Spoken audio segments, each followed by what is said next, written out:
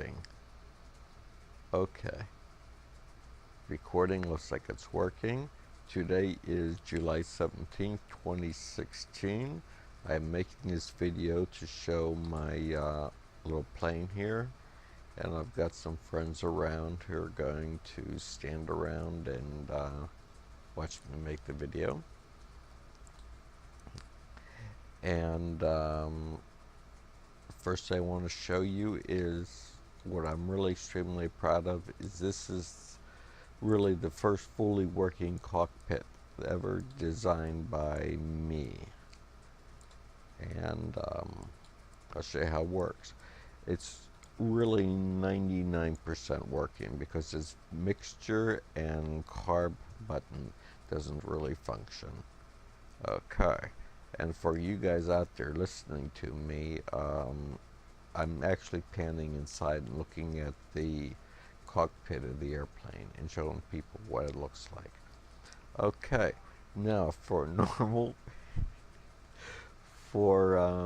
starting of this aircraft, I would probably flip on the beacon first, and that flips on that red light on the top of the airplane there, and that tells people that the engine is about to be in operation. Then I'm going to touch the right side of the magneto switch here. It has the key, or you might call it the key switch. I'm going to touch the right hand side 3 times to move it from right to left to both magneto and then to start position, and the engine will start. Okay, I should be sitting in this because it'll look better. Okay.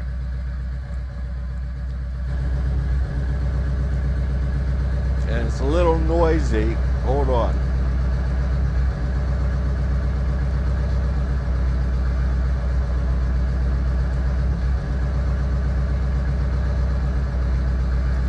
Graphics and sounds.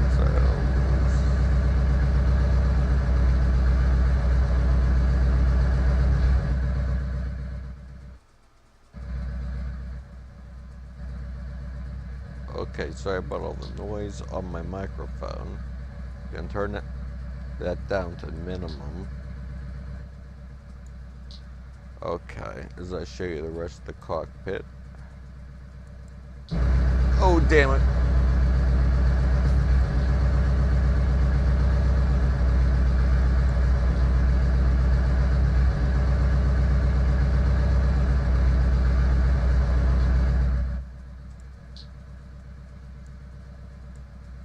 Apply. Okay. Now, I'm going to show you the various switches. Well, no, I'm going to show you a normal startup or what have you. What we would do next is you'd probably want to turn on your strobe light, and you can, and your navigation lights, your landing lights, and then cockpit lights. You may or may not need those at nighttime. They're nice because they illuminate your dash in red.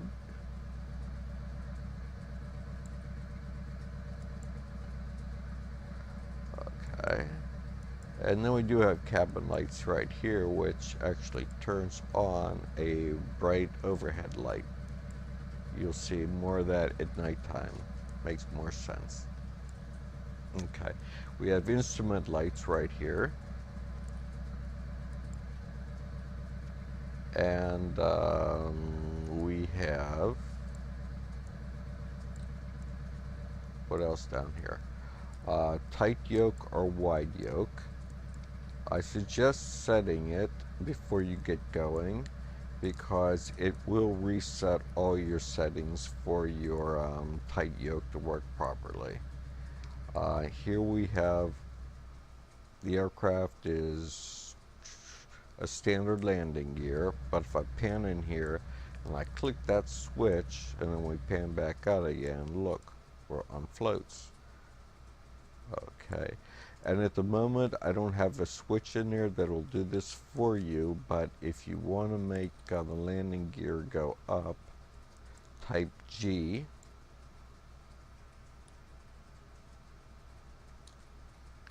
And the landing gear will go up on the floats.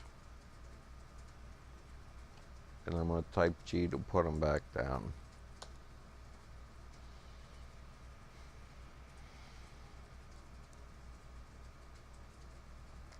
Okay, I'm going to pan back into my dash again.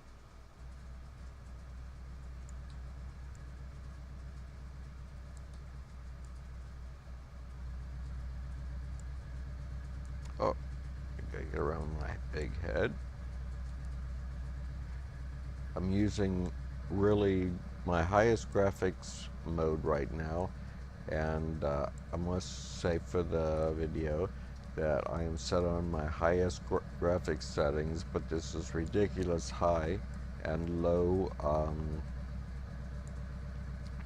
frame rate. I would never want to fly like this, but I'm doing this for showing off the plane. What else can I show you? Okay, I showed you the switches, and I showed you the magneto switch to start the engine. It also stops the engine by touching it on the left hand side 3 times to go back to the off position, and you hold the engine stopping. Right now the sounds, I guess, are not loaded into buffers, so they're taking a little longer. Give it a moment.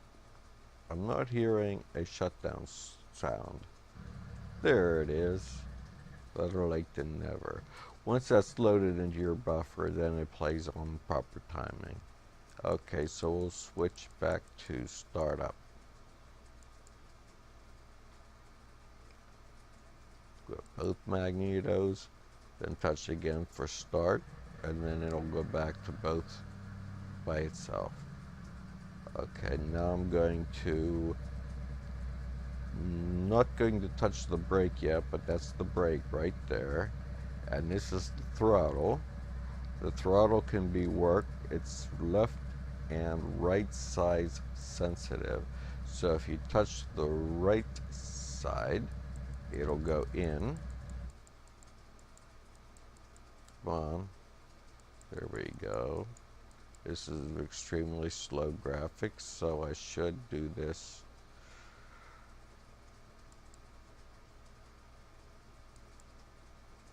I have to go slow.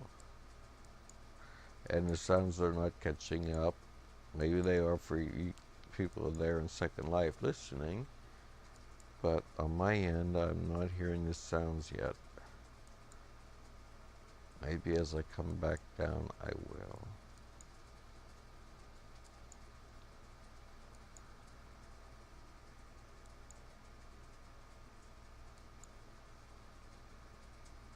Using high graphics on my side is rather, has its ups and downs. Right now, I'm forfeiting sound.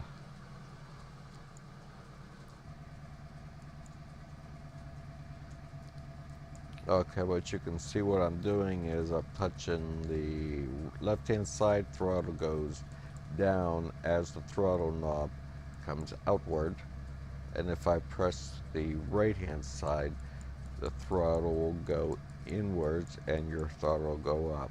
I'm not necessarily suggesting that you fly this way, it's just neat that it does do this. And I like to do these kind of settings while I'm taxiing, and I can just, or excuse me, when I'm still parked, and I can just set up my plane. Then the next thing we want to do is come back down to 0. And we can touch the brake here. And yes, you're seeing a little error right here. I got to figure out why this is happening sometimes, but it only happens when the aircraft is due north.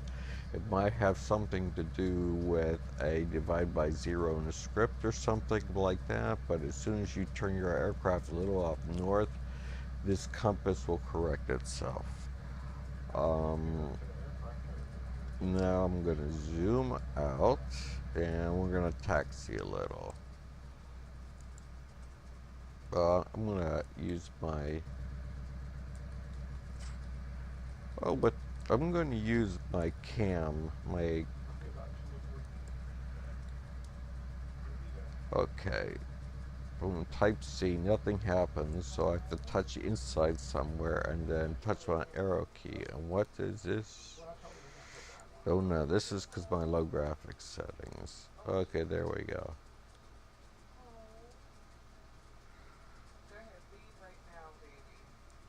Okay, now we gotta get this sound shut off here. 6. Turn this sound off. Okay.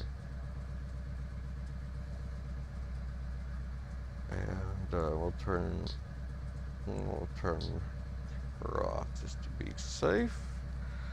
Okay. Now what else is there in this cockpit to show you?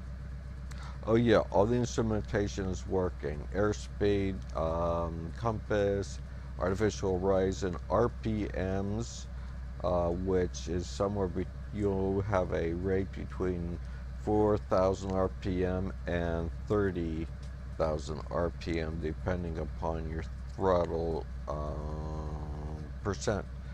And then you have the altimeter and the vertical speed indicator, the most essential things you're going to need. Over here, you really don't need to look at this, but this will respond in a normal nature. You got oil pressure and oil temperature down here, and if I was to raise my I'm going to show you how that what happens. I'm going to put in commands T10 for a throttle of 100. Okay, as you see these move, T80, T50.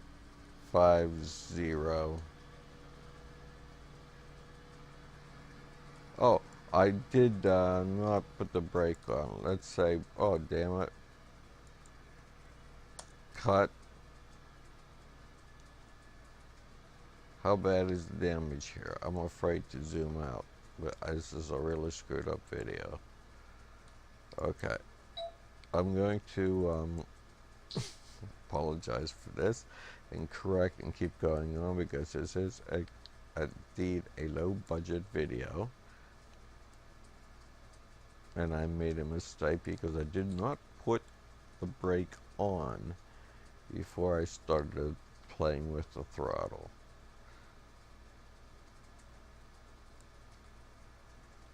Okay, so I'm going to manually, I got the brake on, I used my edit to get things straight again. Okay. Let's go on and pretend like that never happened. Go back into the cockpit.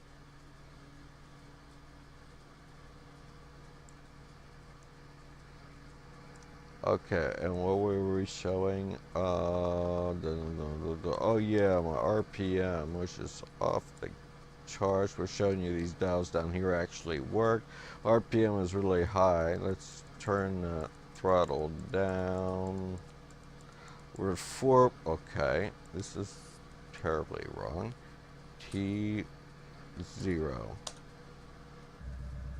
Shortcut back and get the okay, now we're about 4,000 RPM.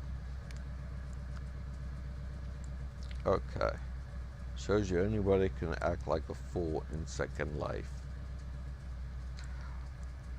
What else do I got to show? Let's see how far I have drifted out of my area.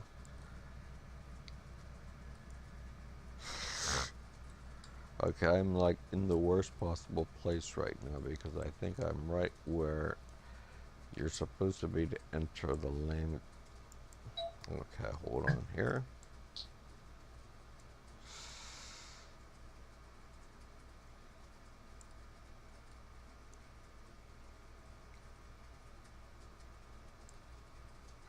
And you'll see I have extremely low draw distance on right now. I'm sorry, I am on a notebook computer that has a limited size graphics card.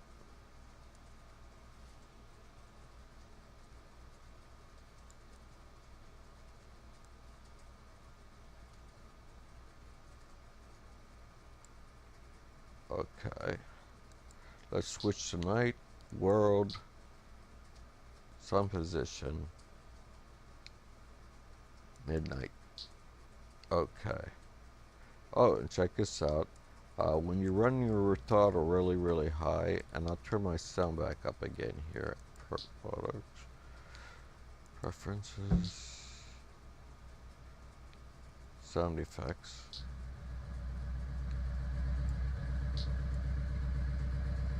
Okay, shouldn't show it. Okay, excuse me for mumbling. I'm checking things out for the first time here, sorta. Gonna put the T5. Okay, as you see, it makes a little dust cloud behind the aircraft, which is, I think, in that car sort of nice. I'm gonna get a sip of drink. Hold on a second.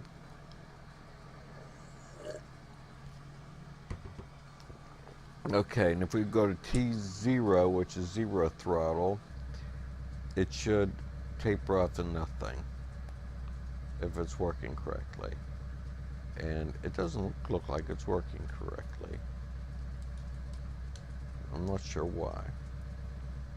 Okay, T0.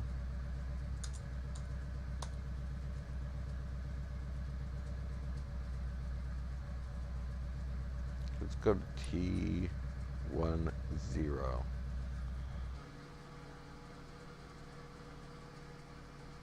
Okay. The dust cloud does not seem to be throttle consistent. It's not adjusting itself. There, it looks better now. But it's not adjusting itself with throttle amount, because when I'm idling, there should be almost no dust cloud. It's still there. Okay, that's a bug. It'll be fixed later. I'm going to go to floats.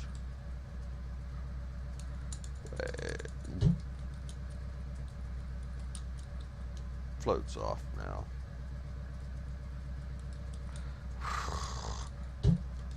Gear float. Gear standard.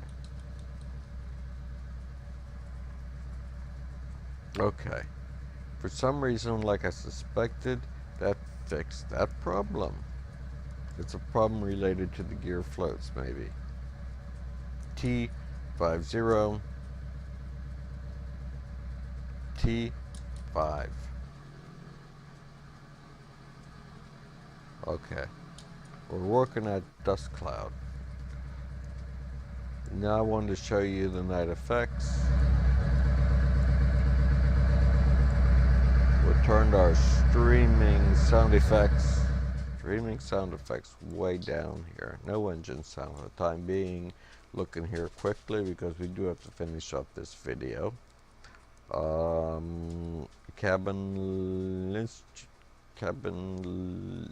Cockpit lights on. Okay, so you get this neat view here. You can turn this off and on, and you can turn your cockpit lights off and on, or you could turn those off and turn on your cabin lights, which kind of illuminates everything in white,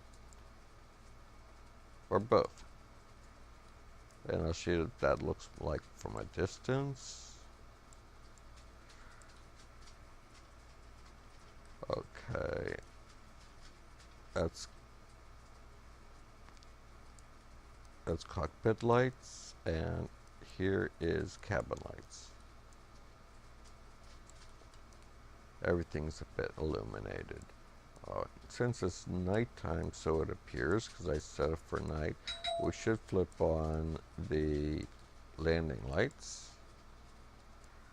And right now I have real light. I'm not using any of the prim cones like I've used in the past. Oh, why am I having... Also, sometimes this is happening. This will be fixed in the upcoming update. This light here is not in the right place. That should be illuminated. There's one quick way to fix that. We go gear, floats, gear, standard. Okay, now that's going to be illuminated right where it's supposed to be. I don't know why this is happening.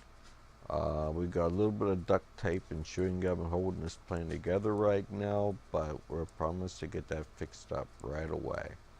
I think that's all the high resolution video I want to take of this plane and show you. I hope you really like this plane a lot. I got a lot of work and love into this. Lots of external detail, as well as lots of internal scripting. And this is my historically first DSA aircraft with a fully functional, except for mixture and carb heat, cockpit. So I hope you really enjoy this. It's only $2K for both a float plane and a standard aircraft plane. And oh, by the way, the real life counterpart of this plane is a standard. That means the regular landing gear does not go up. Okay, that answers that question. And that's it. I am shutting off video, and then we'll be uploading. I hope this all works. Have a good day, and signing off is Martin of DSA, and have a great day.